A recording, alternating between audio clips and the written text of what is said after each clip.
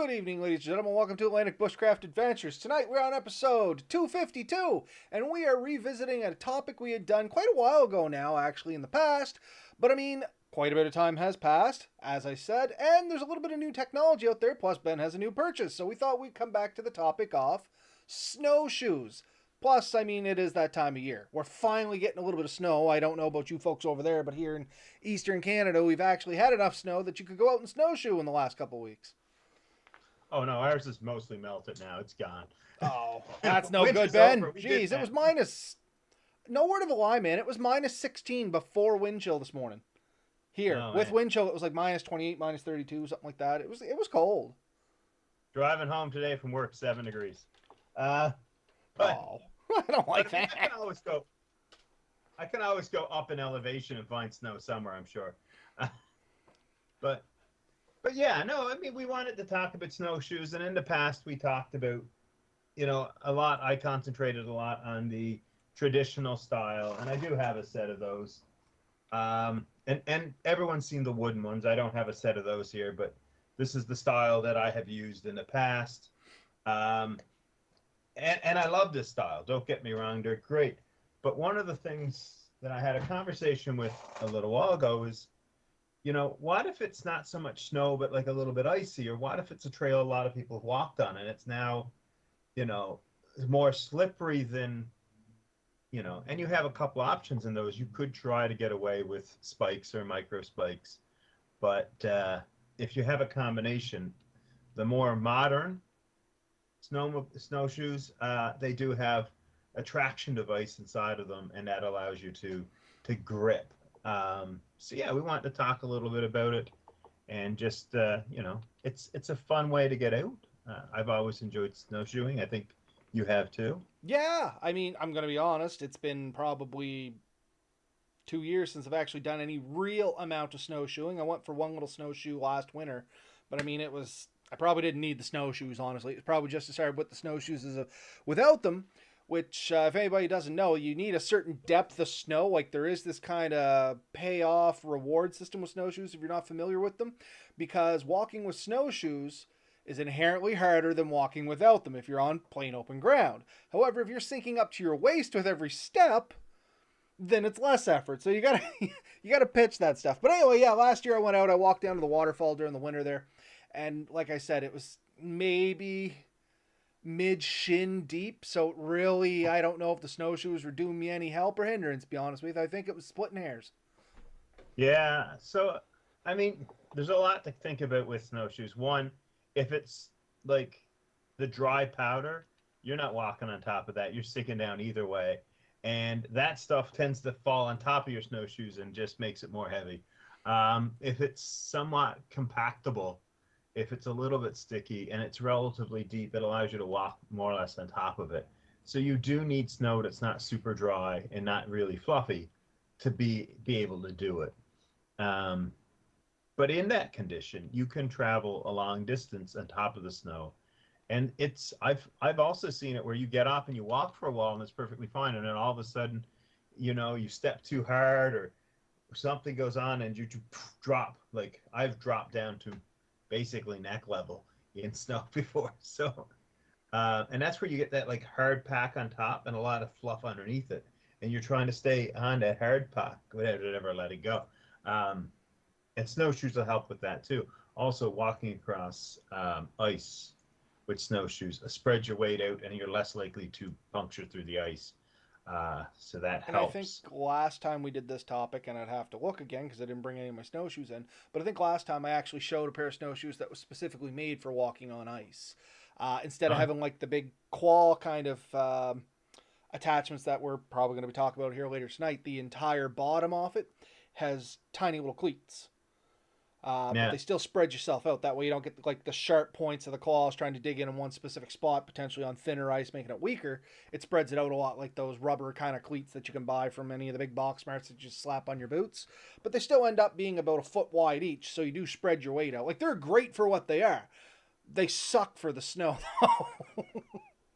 So, I mean, what I kind of wanted to bring up, I guess, and we can talk a little bit, this is looking at them. I went for a hike with a buddy, and he said, you know, the snowshoes I have might not be the perfect for the hike. Unfortunately for me, the hike we ended up wanting to do and the hike we got to do were two different ones. The snow hill, the trail was too crowded. We couldn't even get close to it, so we ended up going to a different trail. And snowshoes weren't necessary for that trail, so we left them home. But in the meantime, I told my wife, "Could you pick me up a set?" So she went to Costco and she bought a set at Costco. And then I looked at them and I'm like, there's some aspects about these I really like, but there's some aspects I didn't. So I did a lot of research. We drove to a couple of um, outdoor stores and took a look at the ones they had, and I looked at ones on Amazon. And there was a few things that I thought were really important. And one is you can get snowshoes that have a blade all the way around, like you said. Now, one set of those you can get, I think it's the MSR style. And I watched a review of a guy up in northern BC. He was using those for hiking. And he said the problem with his is he actually collapsed the sides in on them because there wasn't enough lateral support on those. So I looked, and there is designs that they're made of angle iron, so or like angled material, and they would be stiffer. But the MSR style that he had just has a couple of crossbars. And I think the average person doing the average walking would have years of enjoyment out of those without a problem. This guy was hiking through the woods and doing a lot of side loads on it, and of course eventually managed to collapse a set. He actually collapsed two sets in his review, so he showed a few options. So like you said, if you're doing a lot of ice, you are looking for one with more traction. Your more standard tubular framed ones with a plastic or nylon cross member Mm-hmm. instead of the webbing like on this do have a tendency to slide on ice and slide when you're going uphill. Yeah. Um, I have an old set of air claws, and they're the old traditional teardrop shape with the great big long tail on them. And that was the one thing I found about them is they were shoddy on ice. yeah. So then you get your grips underneath, and you'll see there's two types of grips that are super common. Those are made of steel, and those are made of aluminum. And some shoes, like the set I have, actually have both. So the heel part is more steel. The front nose, the tail or the toe part, is of aluminum on mine. So So what's is the one. point behind the two materials, Ben? Because I mean, I knew there was different materials. I thought it was just cost point. Is there actually some method to the madness behind these? Well, if you look at the aluminum ones, they're often going to be thicker because to get the same strength, you need more material. But even that thicker material is probably a little bit lighter than the equivalent of steel. But you need to prevent them from bending and buckling and stuff. So probably a bit of weight savings, bit of a few other things. I personally think steel is going to hold up longer than aluminum. Aluminum is traditionally a softer metal, and so if you're walking across rocks and hard material, you'll wear the nibs down and they won't bite as good. That being said, honestly, if you're walking across a lot of hard material, you will wear both down. Yeah. Don't be fooled to think that it won't. Um, so one of the other things we've seen, and you mentioned it before, I'd never seen this before, but a lot of them have a piece that you can flip up near the heel. And I think you have a picture I that we can share. do. I actually have the Amazon webpage post up here, Ben. So you're probably not going to see it because I have you on Teams versus our Yeah, broadcast here. But it is now clearly up with the picture of this little platform we're talking about. So yeah, just to intervene 1 second there, Ben, as you folks can see right under the heel on this picture that we're showing here, there's a little like piece of metal. I think is what you said it was, Ben. yeah. And it kind of flips out with a little arm that holds it up into position so that it gives you more of a flat foot when you were walking up inclines. I think is what you were talking about, wasn't it, Ben? Yeah. So if you're walking up a hill and rather than having to really tilt your feet to keep your body straight, it allows your feet to stay in a more level position and helps you climb a little bit better. And I thought that was kind of neat. I did. I thought that was a neat concept. It showed up on a lot of more expensive shoes, and then there were some cheaper ones that I've seen. One set even had a steel platform that went on top of that, so the bar wasn't right under your heel. Most of them don't. They didn't go with that extra piece. But I thought that was kind of neat. I haven't truly tested it out, but I can really see the point of that. And Um, once again, just interjecting because you can't see here, Ben. I threw that picture back up again, folks. So if you're watching this on the video one, so the platform that Ben's talking about will be at the top of the picture. Just the plain bar is going to be at the bottom of the picture there. And as you can see, as the bar goes through and digs into the heel, I think, much to what you were saying there, Ben, this is probably going to add a lot of fatigue and uncomfortableness. It's going to be more comfortable than trying to walk on your tippy toes going up a hill. But for any extended period of time, this is probably going to create hot spots in your feet and cramping and stuff like that. Versus the top one there that has the platform, which kind of extends out, goes over the entirety of your heel, spreads that weight Yeah. out. It's probably going to give, reduce fatigue a little bit more and just give you that much more comfort. Sorry, Ben, And go ahead. Pitcher's down now. I think it's really going to matter too what kind of boots you have. If you have pretty stiff boots with a good heel, you won't notice it so much. If your boots are kind of softer, more moccasin-like, then you're going to feel that rod underneath your hands or your feet, and it's going to affect you. But yeah, I think what I really wanted to focus on is you really need to think about the terrain and or the weather conditions. Because not one snowshoe does not fit all, and we talked about it. If you're on icy, slippery things, you're going to want more of those grips. So the round tubular ones that are very popular, you can get them almost anywhere. Those will be slippery, even with the grips in the middle. The ones I bought are much more like that because I do hope to, be using them for the snow portion more than the ice portion. But they do have grips underneath them. And the other thing I found is they range anywhere from $60 a pair to like 500 plus. Yeah, and snowshoes, believe it or not, it's something I have a significant number of. And much like yourself, Ben, I know you do. You guys have different kinds there as well.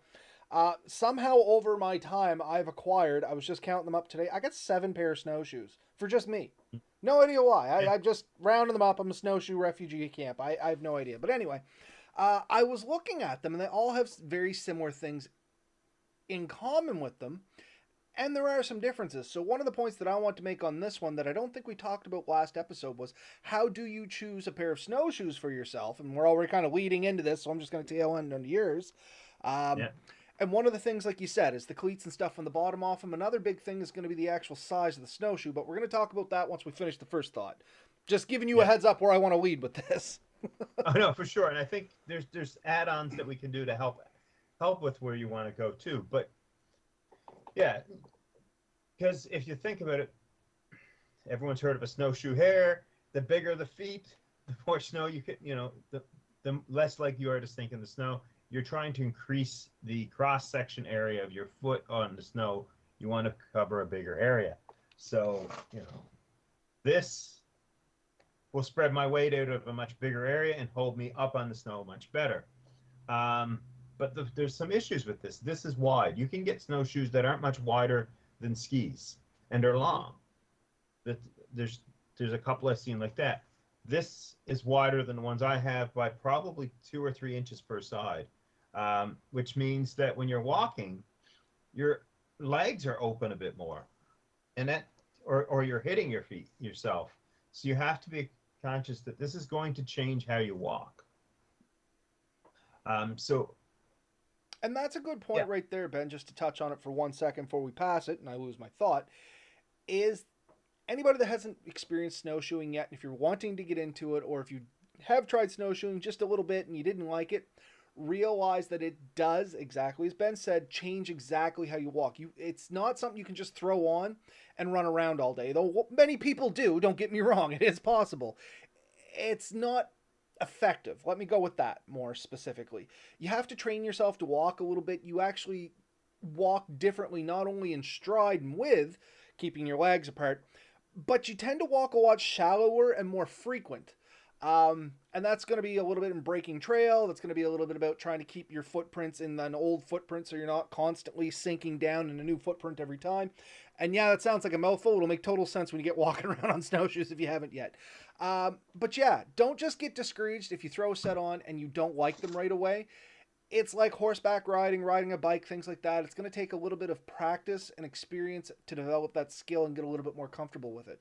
I know me, the first time I throw a pair of snowshoes on at the start of every winter, I get kind of a version of saddle sore. It's not saddle sore because there's no saddle involved, but I feel it in my hips more so because I do have that, wider stance and shorter gait, which just works muscles in places that you don't normally work muscles. Anyway, Yeah, that's the only point I want to follow up on that before we passed it. as you adjust your stuff, you're gonna. And the other thing, and this is an important thing, and I think we can hit this before your next topic, is the bindings. Mm. Um, this is probably one of the most simple bindings I've ever found, and it's simply a rubber hole. You stick your toe in and you pull this around the back. But here's the problem. It takes a fair bit of strength to pull this back over your heel, and if you're not used to it and it's an awkward angle, that can be difficult. Once it goes on, it's very tight, but in getting it off even, you have to pop this underneath your heel and then pull your foot out. That can be awkward if you can't bend down. Once again, just before we move on, Ben, I'm trying to interject my points where I can put them in. The other thing about that style there specifically, folks, and if you're listening to us audio, no video, basically it's just a big sheet of rubber with a hole in it. You put your toe down in through the hole, as Ben said, then you kind of pop the back just over your heel. If you let that come up towards your ankle, which I see a lot of people have done this before, it's going to add a significant amount of fatigue to you because that's too high up on your leg. So now you have to lift your leg so much higher to get that snowshoe up and stuff like that.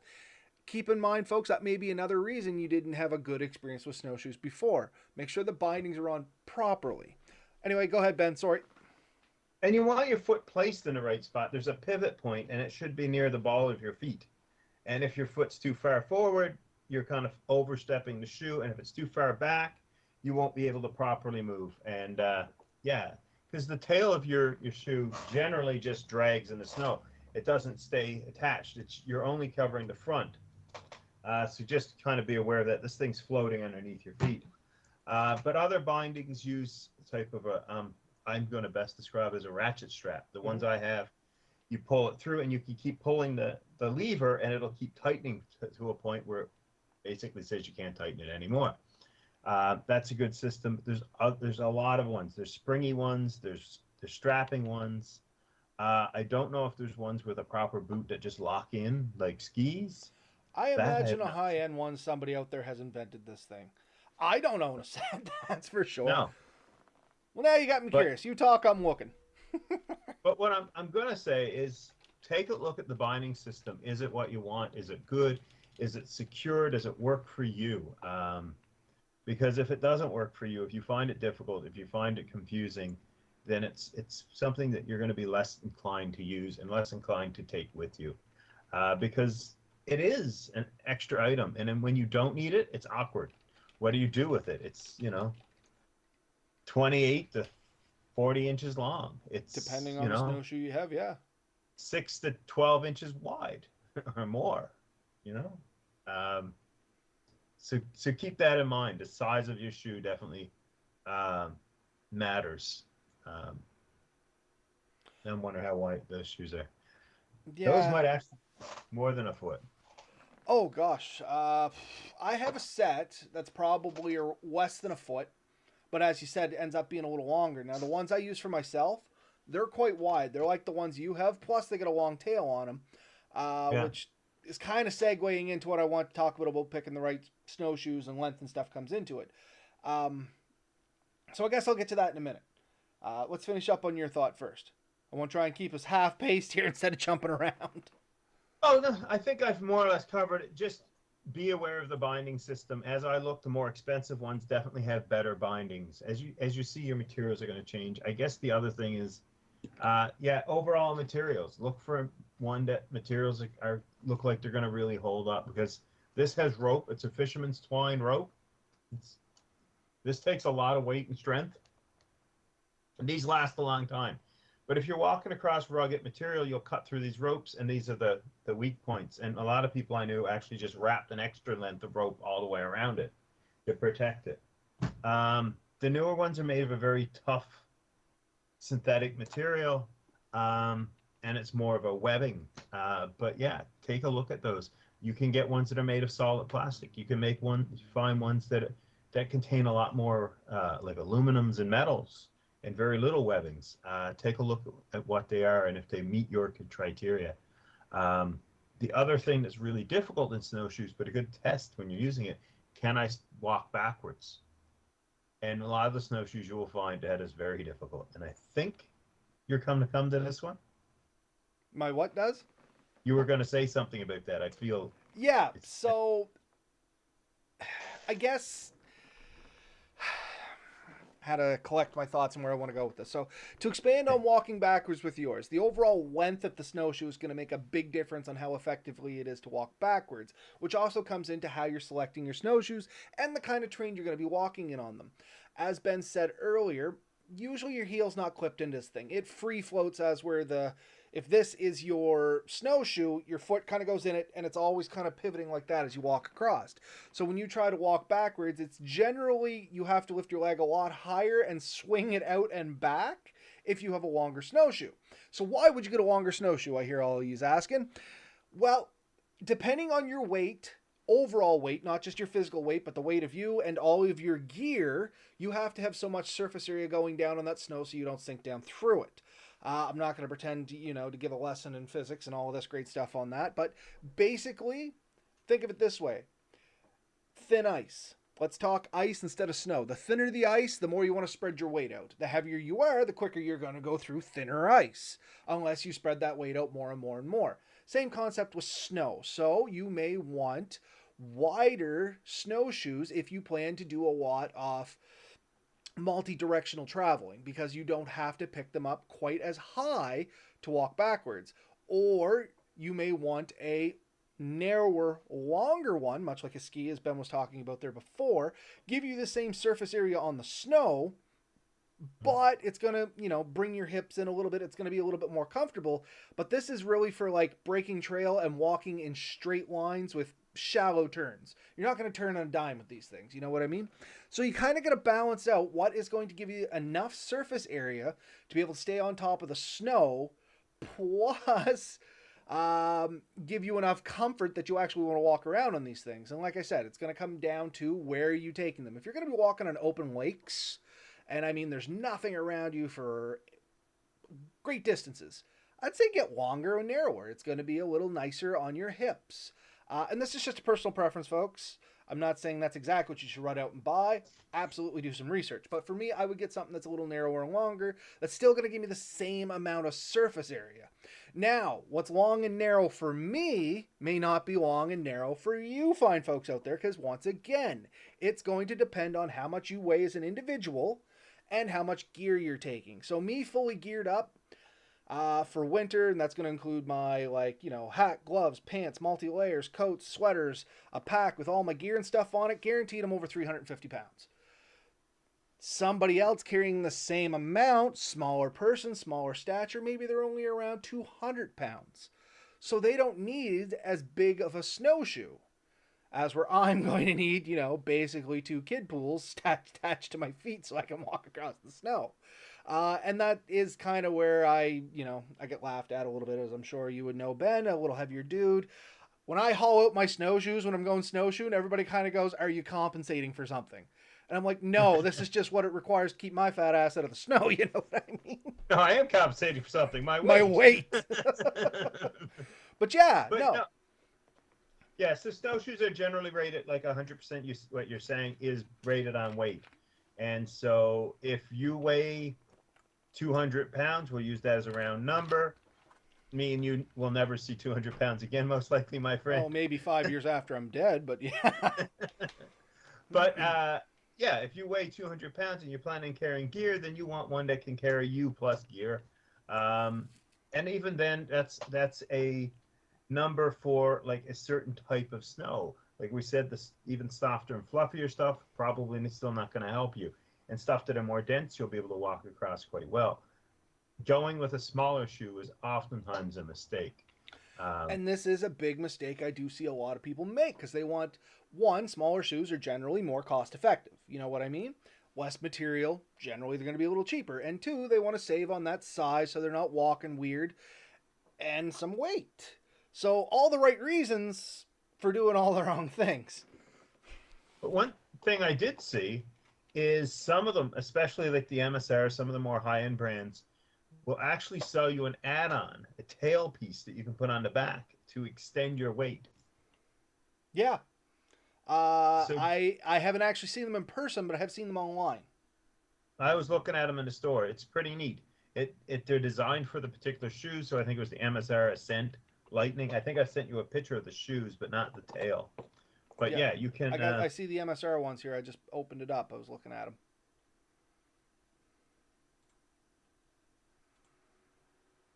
Cool. Um, See if I can.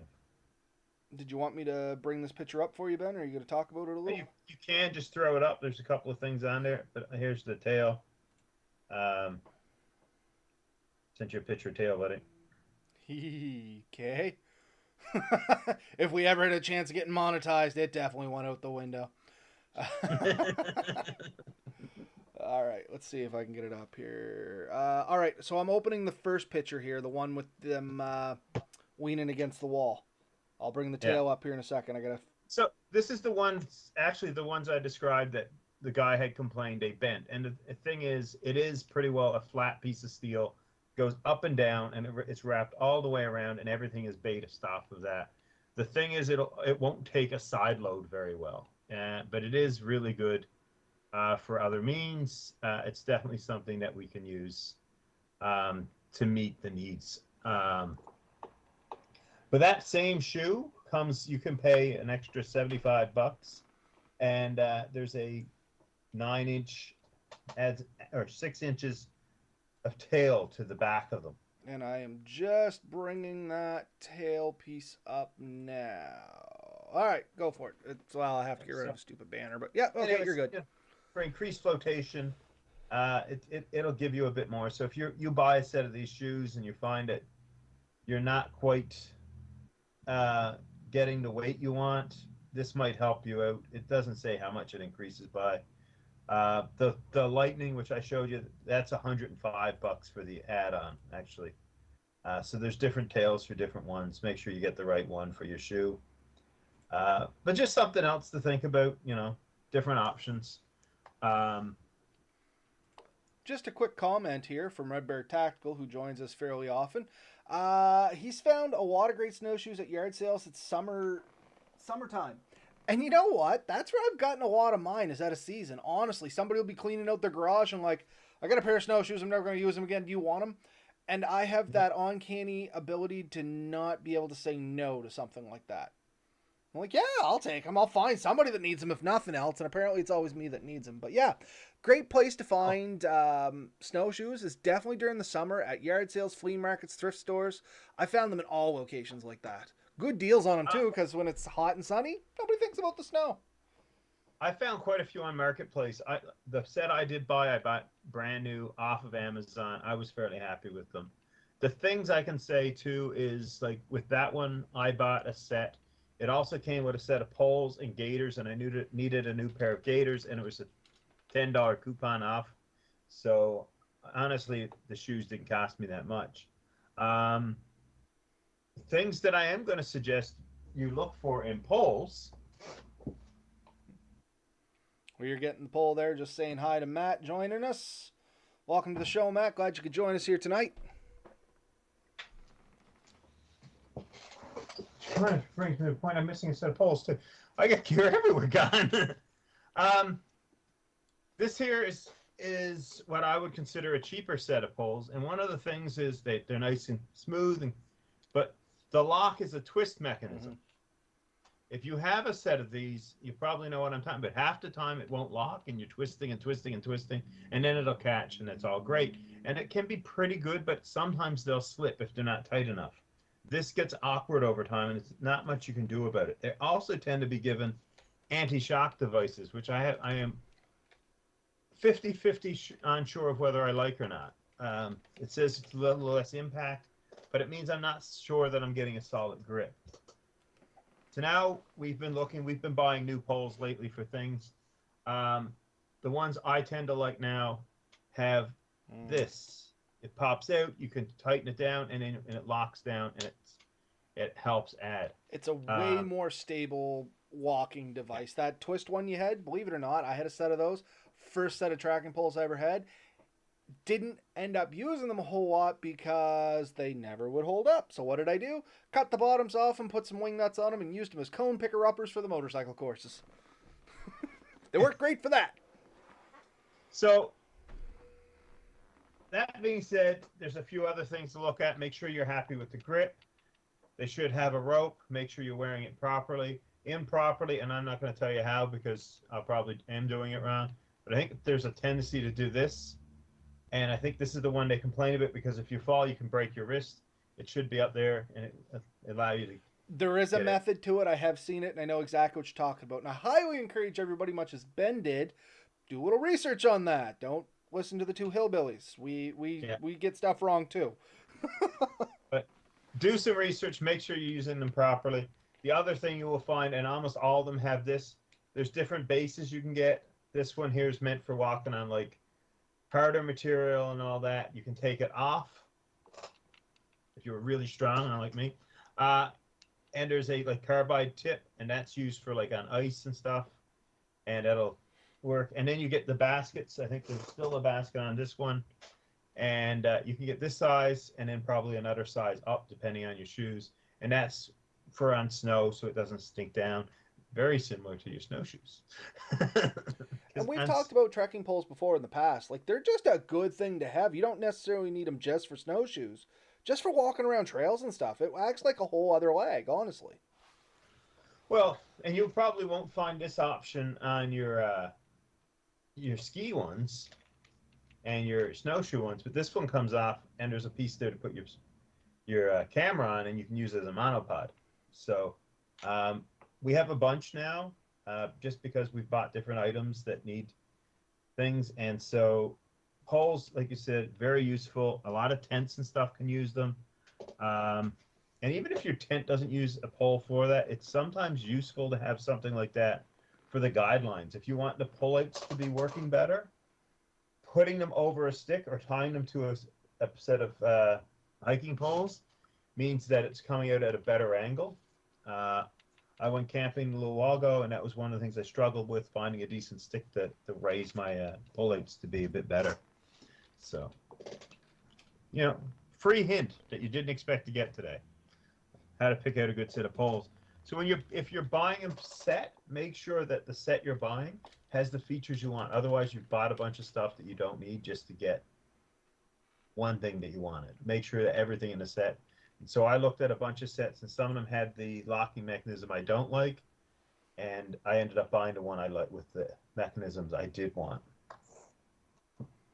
Yeah, and honestly, folks, if you're wondering, the twist locks, if you're looking for a cheap set to get you around, like we said, they'll do okay. They're not great. If you want a set that you're not going to replace, get those snap locks, guys. They really are the best ones.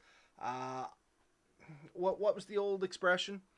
Buy many times, cry many times, or buy once, cry once. Yeah.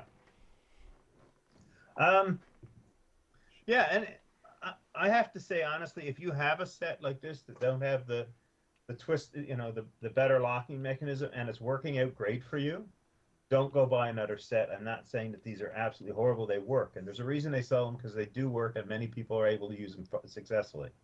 If you're having a trouble and you think, oh, these are stupid, think about it. It may be the locking system. It may be some of the functions in it that you're paying for that you don't necessarily need. But there's a lot to even poles. So when you're getting into these things, there's a lot to consider. Weight and how they're put together. Some of the most lightweight ones actually come in pieces, and they're made of carbon fiber, and they don't slide inside each other, so you can save a lot of weight. And so those are neat systems. But they may not be as adjustable. Okay, it's not that I'm not paying attention. I'm trying to. Matt Wosley asks a question here. Do they make sealskin for the bottom of shoes? I'm trying to figure out what he means by, like, literally, do they make sealskin bottoms on snowshoes? I'm sure somebody somewhere has. I mean, I doubt they mass produce them. They'd probably have a PR nightmare on their hands. Or sealskin something I'm not picking up here. Matt, can you elaborate on that question just a little bit for me, buddy? I'd love to answer it for you. I just want to make sure I'm answering what I think I'm answering and not just off the cuff. If anyone makes a sealskin shoe, though, it's in Newfoundland. Oh, for sure. I mean, absolutely. That's exactly where I was thinking. It's probably going to be either like Newfoundland or maybe Nunavut. You know what I mean? If anywhere on the planet's going to have made seal skin snowshoes, that's going to be the two provinces or territory and province that's going to have done it for sure. Yeah, I mean, I can remember. Say buying it. We used a lot of sealskin products growing up, and I have a sealskin bookmark somewhere. Uh, yeah, hate me if you want, but I it's have a pair of sealskin gloves. I'm not going to lie. Picked them up. Well, actually, I inherited them way back. I think my mother owned them originally, and they were made for where did Dad pick those up for? It was up north. It was the Northwest Territories before Nunavut became a territory and all that stuff. Somewhere up in that area, and it was made by the indigenous people there. And you want to talk about the warmest things I have ever had on my hands in the winter? I mean, they're getting old now, so they're kind of a conversation piece more than anything, but they were great. oh no, they are. Um, I've used snowshoe products. I mean, there's a reason for it. I mean, the fur is designed to be kind of waterproof and insulating, and it keeps the seal fine. I mean, it also has a layer of fat, but And so keep do in we. mind, I mean, where these gloves and products are made, a lot of times the people from those areas, they are hunting and living sustainably off these things. So it's just another harvest and they're utilizing the entirety of the animal. So when you look at it that way, it's not really that bad of a thing. So yeah, Matt Wosley, yeah, I know my uncle has sealskin that pulls off his ski for skiing and trekking. Okay, that's a new one to me, Matt. Not gonna lie, man. That's something I'm not 100% familiar with. About the skin added to the skis for. Oh! Talking about the skin added to the skis for grip when you're trying to climb hills and stuff like that. So, you missed the first part of the stuff here, Matt. Now I know where we're on, what you're talking about. A lot of snowshoes you get now, they're going to have built-in traction on the bottom of them, either by kind of a qualish type system or little nubs, depending if you're going to be on more harder snow or softer snow. They do make attachable bottoms for snowshoes that have no kind of grip on the bottom. Ben had a set there. We showed them up earlier. They're just kind of like a ropey webbing. So there's no real grip attached to those. You can get literally, it's like a big piece of rubber with some bolt heads jammed in the bottom off, and it just kind of stretches over, snaps onto it, and it's going to give you a little bit of added grip on them if you're floating around on ice and stuff like that. And I shouldn't say floating, walking around on ice. Let's be more correct with what I'm saying. But yeah, no, I think we've covered most of the topics we want, have we not? Yeah. Honestly, this episode was just kind of an update episode, folks. There was a little bit new technology, that whole platform thing. It really impressed me as well as Ben, I believe, and it was something that is definitely out there that I hadn't seen before, Ben hadn't seen before, maybe you folks did, and we're just behind the times.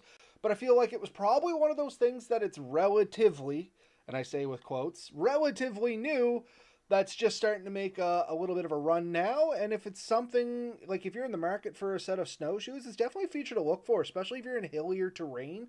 Nova Scotia, like the whole place is just kind of up and down, you know what I mean? So Yeah. it's definitely going to be something I look for in my next pair of snowshoes, which means now I got to sell off some snowshoes so I can buy a new set so I don't get thrown out in the doghouse. But no, for sure. There was a lot of technology. I've seen some of them. They when they put it through the membrane, they actually, I think Faber, which is one of the companies I sent some pictures to you from, they have the long thin ones. They have ones where they twist the material so each one acts like a little tooth. Yeah. Um, so there's that. There's a lot of neat innovation out there.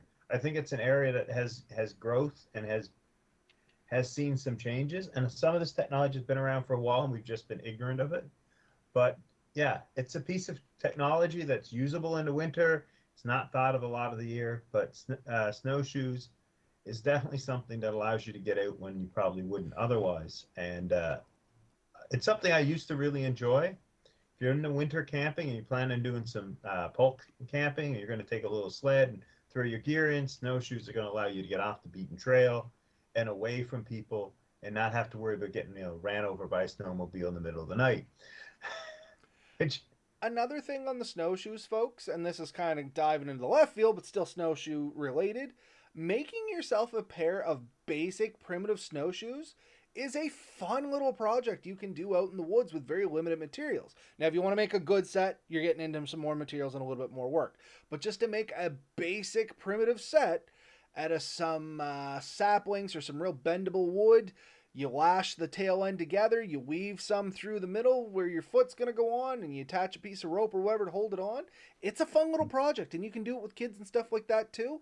And you'll experiment a lot, and you'll learn a lot about snowshoes in that method too. Because I imagine everybody does it the first time. Their first set's either going to be way too big or way too small.